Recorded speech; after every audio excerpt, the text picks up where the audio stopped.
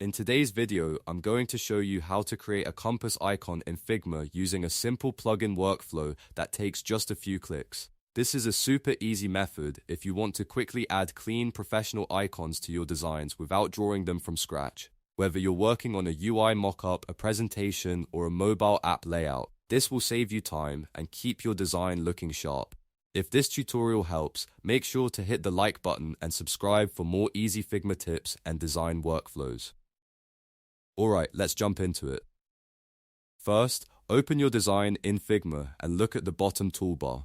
On the bottom toolbar, click the Actions icon. This is where Figma keeps useful tools, plugins, and widgets that can help speed up your work. Once the menu opens, click on Plugins and Widgets. This will take you to the section where you can search for tools that add extra functionality to Figma.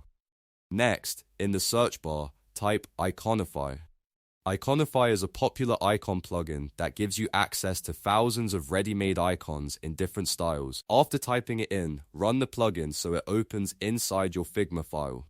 Once Iconify is active, use the search bar inside the plugin and type compass, then press enter to search for compass icons. You should see several results appear, and you can browse through them to find the style that best matches your design. Some icons may be outlined, some filled, and some more detailed, so choose the one that fits your project best. When you find the compass icon you want, simply drag and drop it onto your canvas. That's it. The icon is now placed directly into your design, and you can resize, recolor, or reposition it just like any other element in Figma. If you want, you can also duplicate it, use it in buttons, navigation elements, or app screens, and keep your design consistent across the whole project. This method is perfect for anyone who wants to work faster and create cleaner designs without wasting time on manual icon creation. And there you have it. That's how to create a compass icon in Figma using Iconify in just a few simple steps.